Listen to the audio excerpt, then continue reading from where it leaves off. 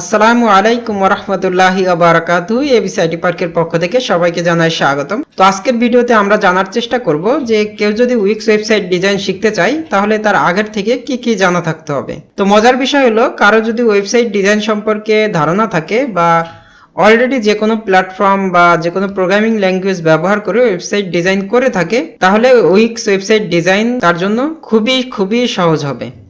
তাছাড়া যারা অন্যান্য সেক্টরে কাজ করে থাকে, যেমন graphic design, digital marketing, SEO বা অ্যাফিলিয়েট মার্কেটিং, ভিডিও এডিটিং, এসব সেক্টরে যদি কেউ কাজ করে থাকে, তারাও চাইলে খুব সহজে উইক্স ওয়েবসাইট ডিজাইনটি শিখতে পারবে।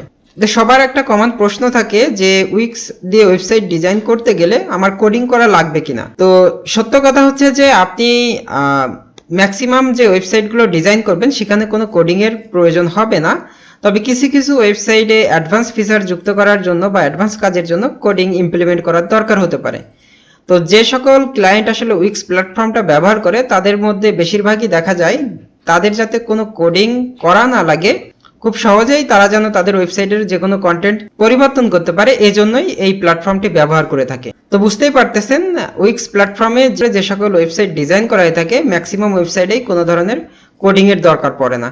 সো আপনি যদি কোডিং নাও জেনে থাকেন তাহলে আপনি উইক্স ওয়েবসাইট ডিজাইন খুব সহজেই করতে পারবেন, কারণ এখানে যে ড্র্যাগ অ্যান্ড ড্রপ বিল্ডার রয়েছে এটা দিয়ে খুব সহজেই আপনি আপনার কাঙ্ক্ষিত ওয়েবসাইটটি ডিজাইন করতে পারবেন। তো আজ এ পর্যন্তই, সবাই ভালো থাকবেন। আসসালামু আলাইকুম ওয়া রাহমাতুল্লাহি ওয়া বারাকাতুহু।